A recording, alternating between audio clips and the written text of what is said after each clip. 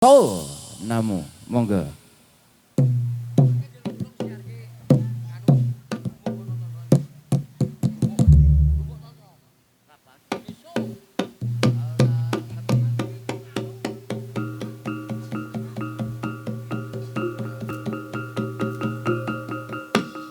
Yo seni jaranan ebek Honda ya nih buat anda semuanya.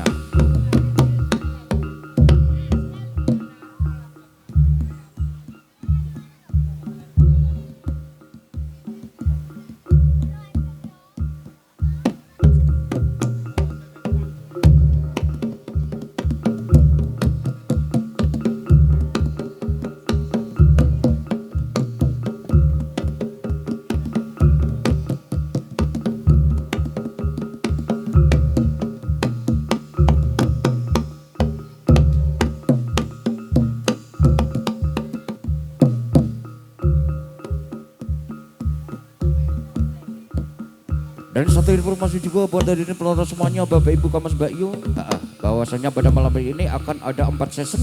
Yang pertama sudah Anda saksikan tadi, season pertama yaitu kesenian reok dari Dusun Bawangan yang akan hadir di depan Anda semuanya. Kesenian tari jaranan ebek dari Dusun Gadung. Di sesi yang ketiga akan ada saksikan yaitu seni tari warok dari Dusun Bawangan. Mengakhiri perjumpaan Anda dengan kami akan diakhiri dari penampilan seni warok dari Dusun Gadung. Maka dari itu jangan Anda beranjak dulu bagaimana meriahnya acara pada malam hari ini.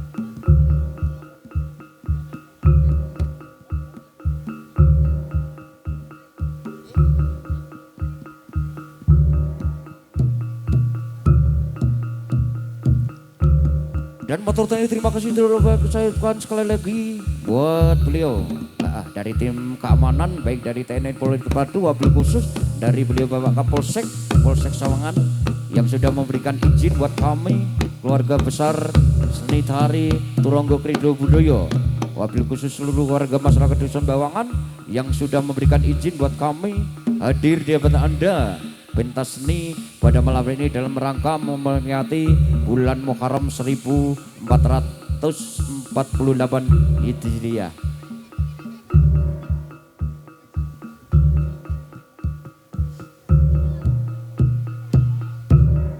Dan tentunya suatu kebanggaan dari kami keluarga besar kesenian Turonggo Krido Budoyo malam hari ini bisa berkolaborasi dengan kesenian tari jaranan ebek dari Dusun Gadung Gantang Sawangan Magelang.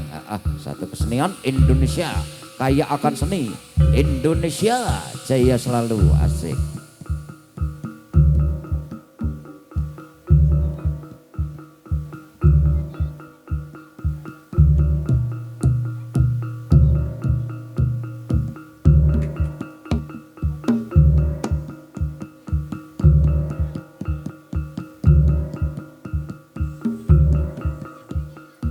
Yuk sekali lagi mana tepuk tangannya buat kesenian tari jaranan ebek dari Dusun Gadung.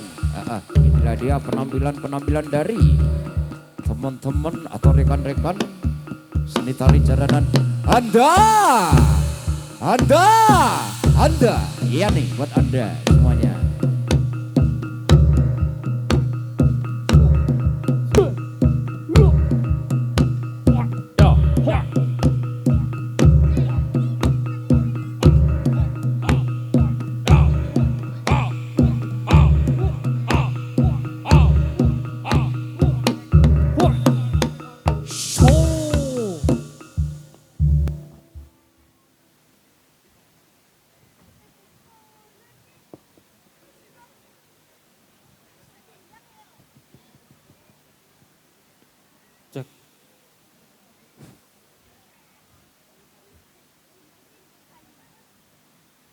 Assalamualaikum warahmatullahi wabarakatuh.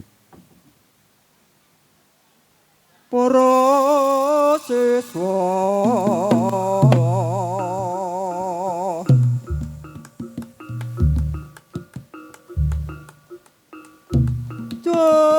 sira ngumbar angkara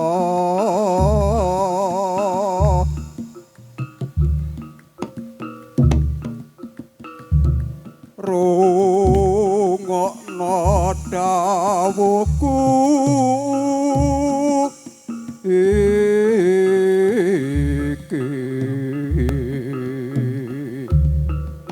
Para siswaku kabeh ing ngampal. Dina iki dina ares manis. Becik kanggo pendadaraning para siswa-siswa ing ngampal. Mula saka kuwi rungokno sing tenanan.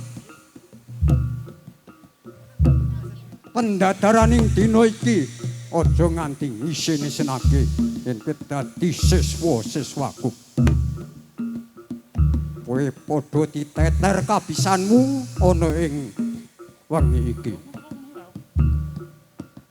Mula saka kuwi pendadaran kawiwitan.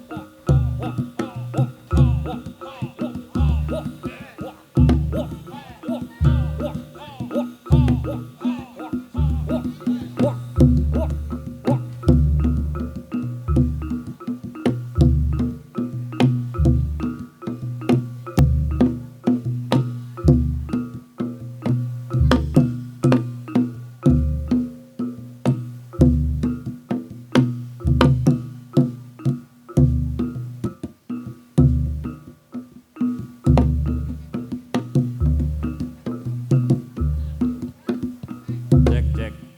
Oh, aku sing teko Kanggolo. Kaya ana sing teko kok kaya suarane bangsat ing Gunung Pegat. Wong ino ngendi iki? Bener Kang, iki adimu Suro Bangsat. Oh, kowe. Oh, Bangsat. siswa-siswaku yo padha melu gladhen nang kene Kang. Ya bener, so bangsat. Angin ngene Kang, Kepiye? senajan siswa-siswaku padha gladhen nang kene. Kowe kuwi menungso ora toto.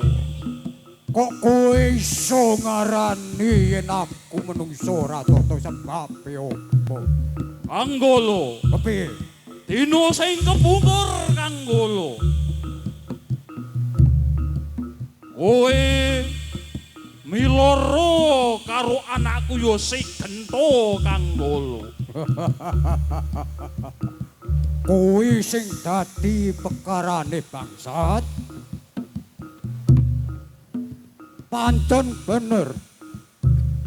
Mergo anakmu si Gento murang toto. Murang toto sing kepiye Kanggolo? Oh, Anakku si Cempluk kuwi tak konong pasar tuku mbako lan mbako kuwi entek. Lah konong dalan dicegat karo anakmu Gento. Foto-foto jane arep dipek bojo. nek mestine Kanggolo, Kepiye? si Cempluk kuwi kudune gelem karo anakku si Gento Kanggolo. Aku dadi wong tuwa yo. Yen pancen Cempluk kuwi gelem, aku yo ngono. Nanging Cempluk kuwi ora gelem dadi bojone anakmu si Gento. Senajan mengkono Kanggolo, sik kudune kuwi anak yo ming karo anak perkarane. Aja wong tuwa melu-melu gerangang ora patut Kanggolo. Kowe nek gerangang karo aku. Lah wong anakmu si Gento kuwi mulang toto teko nang ngarepane wakne. Yen njaluk rabi tak rabekke ning aja nganti karo Cempluk ora nggugu. Saiki ngene Kanggolo, Kepiye? sing ganti Kanggolo. Aku teko ing ngampal kene iki ora trimo Kanggolo. Yo nek ora trima kowe arep ngopo? Oh, kowe urung ngerti ngelmuku sing anyar Kanggolo. Ilmumu anyar opo? Suro Menggolo ora bakal digrik ngadepi ilmu. Ayo, saiki dijajal ngelmune Kanggolo karo ngelmune Suro Bangsat saka ing Gunung Pegat Kanggolo. Senajan aku ora wis tuwa, nanging aku yo ora bakal digrik ngadepi ilmumu sing wis kondang kaluka. Ini Kanggolo. Pancen ngono karepmu bakal tak ladeni, Bro Bangsat. Oh, sadurunge aku karo kowe adu kasekten. Yo, Siswaku Bangsat. bakal tak adu karo siswamu Kanggolo. Yo, tak turuti. Siswaku bakal didu karo siswamu. Ayo, kaya apa? Milih sing ndi kowe? Oh, iki Kanggolo. Sajan cilik iki atos balunge wulet kulite Kanggolo. Iki siswaku senajan ning klulat-klulut kaya ngene iki wis tak gembleng Adijaya Kawijayan den ngadepi. Ayo mentas siswaku. Mentas.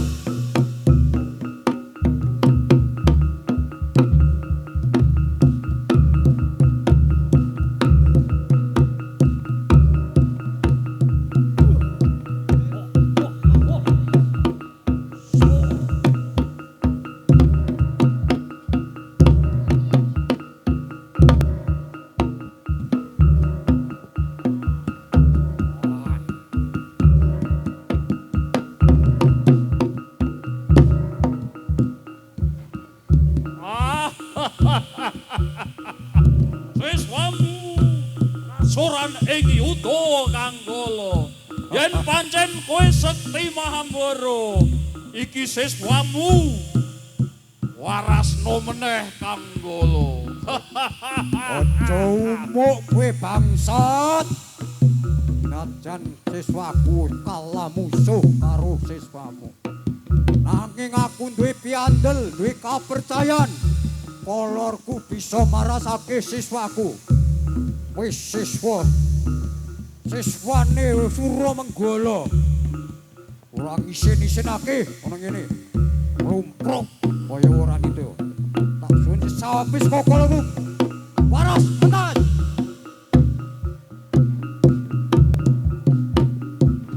Oh, pancen ampuh kowe Kanggolo. Karmu piye saiki bangsat? Saiki siswamu pilihan sing gamben sing wedok. Iki siswaku cilik ning mlenik. Niki duwe kepinteran, duwe kabisan. Oh, no, Ayo, Kanggolo. maju. Iki siswaku sing wedok mentas.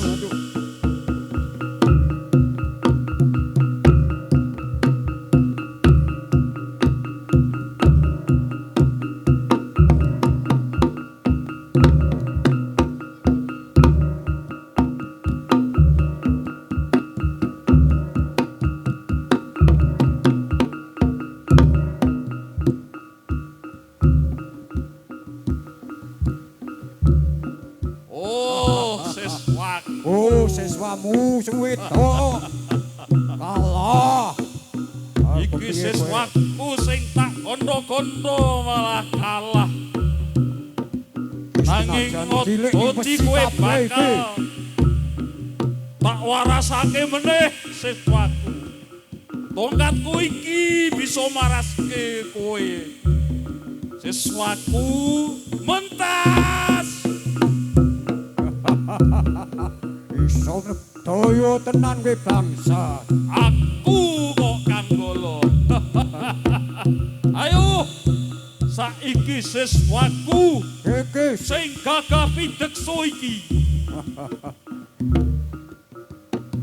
siswamu. Oh, mentas. Maju. Ayo dadi mentas. Murite suruh bangsat.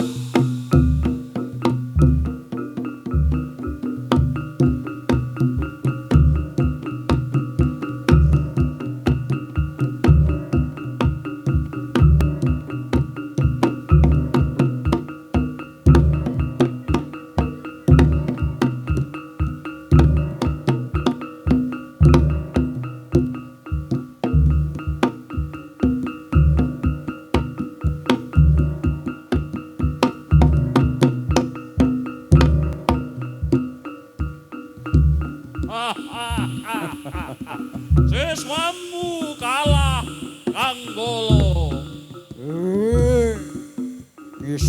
Sini kowe dadi siswane Suramenggala ing Ampal. Kok jebul ning kaya mengkono. Iki siswaku ya bakal tak usadani nganggo pusakaku kolor iki supaya bisa waras meneh. Daya meneh. Mentas, mentas.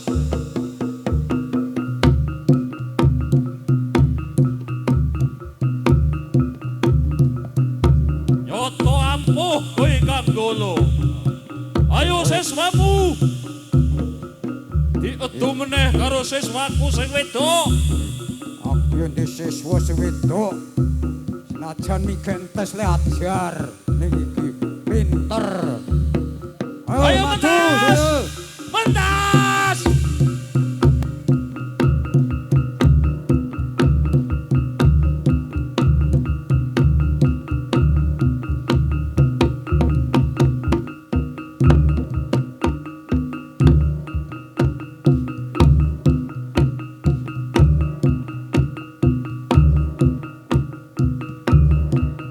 Oh, sing tenanan.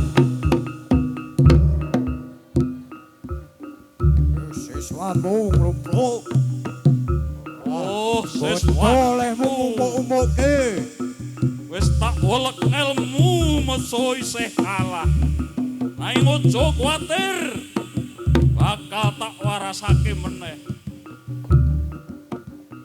Ayo mentas. Mentas gulan gurur kau.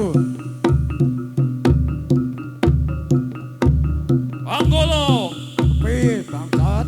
iki ijeh ono siswa siji meneh. Sing gagah-gagah pitekso. Ayo iki Siswaku sing kulino nang kene. Aja ngisin-isin kowe. Kanggolo. Mentas ditu karo siswane suruh bangsa. Ayo mentas siswaku. Ayo mentas.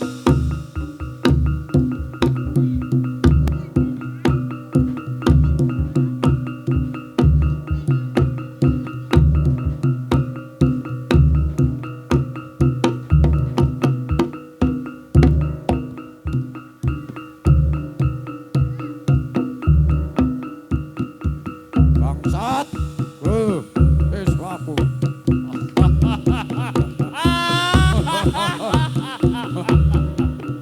Iki sing rusak tenan iki. Siswamu kalah Kanggolo.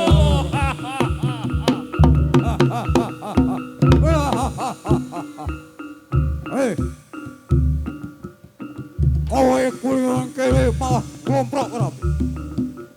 Isin-isinake dadi siswane Surumenggolo. Ot. Tekanku iki bisa maraske. Mentos.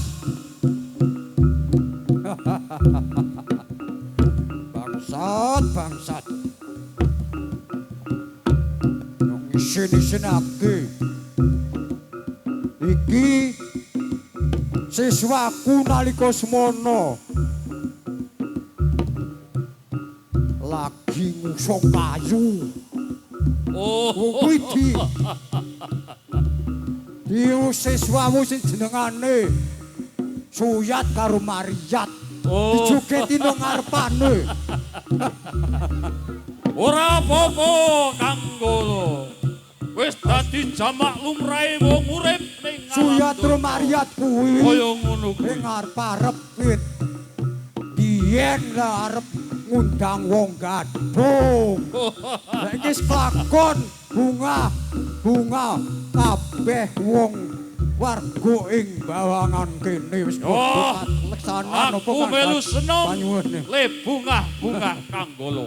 Nanging- Nanging aku iki terus pratrimo karo dapurmu kuwi Kanggolo. Arep trimo arep nopo Ayo. kowe? Saiki kasektenmu karo kasektenku. Wanjajal kasektene Surumenggolo ing apa? Iya.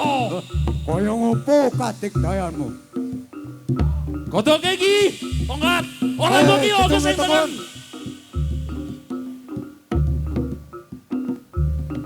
Arep opo kowe bangsat?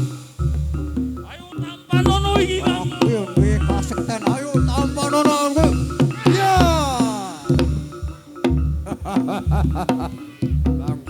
Bangsat. Ini durung sepiro kasektenmu. Oh, Kowe Kanggolo. Kowe pancen sekti mandra kuno Kanggolo. Ayo Balungku saiki kaya remu. yen kowe duwe kasekten sing ampuh, Aku ora duwe daya. tokno kadigdayanmu kang pungkasan. Nanging ojo Ojo girang-girang gemuyu Kang Golo. Piye bangsat? Aku bakal nyuwun ning ngersane Dat Purwengdat supaya aku waras pulih meneh Kang Golo. Ayo yen pancen sekti mentaso tanding ngono suruh menggolo iki.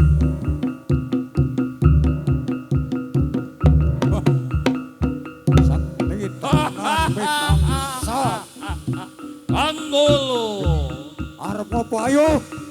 Tokno kasektenmu sing pamungkas e. Rasano iki sing pamungkas. Apa kowe? Upas merayap. Ayo tamakno kowe suruh Yen menggolo. kowe iso nampani upas merayap. Ayo. Sekti Mahan Boro. Tamakno. Tumukulo ning Ibu Pertiwi. Tumukulo Suruh ning menggolo rabal kikrik ngadepi kasektenmu bangsat.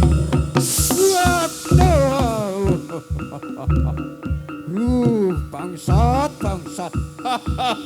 Dakul upas merayapmu ampuh tenan. Rasane kemranyas ning raiku. Nang aja girang-girang kemuyu bangsat. Kolorku iki bisa kanggo marasake, bisa kanggo nolak ajimu upas merayap. Tak suwunke marang kekuatane kolorku. Aku bisa waras. Kolorku aja isine. Waras bangsat. Oh, pancen ampuh kowe Kang Golo. Kowe arep ngetoke kasekten ning ngampal kene. Nang kene iki Kang Golo. Siswamu iki yo aku yo melu. Kula entah melu gembleng.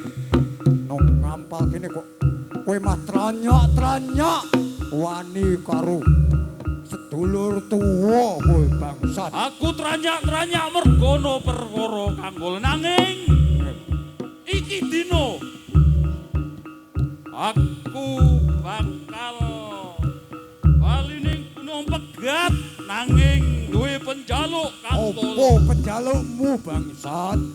Opo bisa ngampal karo Gunung Pegat dadi sedulur Kang Golo sing ora pedhot Kang Golo. Oh. Yen ngono karepmu bangsat nanging yen anakmu si Gento kudu dadi bojone Cempluk. Aku rasuti duwe mantu Gento anakmu sing kaya luangop yen Damar nemancung cinubet Kang Golo. karepe piye saiki ya? Manut garising pepesten Gusti Kang Murbeng dumati. Ayo. Yen pancen anakku ora dadi bojone si Cempluk ora apa-apa. Nanging wis seduluran aja nganti pedhot Kang Golo. Yo yen ngono karepmu tak turuti bangsat. Iki dina kang becik kanggo aku ya tetep ngaku sedulure ning kowe kuwi. Kadangku enom, sedulurku enom manjo nganti ana ruwet-ruwet ing antarane siswa kuwi ngampal lan siswamu ing Gunung Pegat. Ayo saiki pun dibangun supaya bisa ayem padha seduluran aja nganti ana pedhote ing antarane ngampal karo Gunung Pegat. Donga dinonga Kang Golo. Ayo Muga kabeh rahayu slamet. Ora ana rubeda apa-apa. Aku bakal tapak asta utus salaman karo kowe Kang Golo. Minangka pratandha seduluran sing Surutuning lebur dening pangastuti. Ayo padha bali. Kowe ana Gunung Pegat, aku bali ning ngampal. Yo Kang Golo. Siswa-siswaku, ayo bali ana ing Gunung Pegat. Bali ning Gunung Pegat. Mengko beke mek metu. Ayo bangsat bali bangsat. Ayo.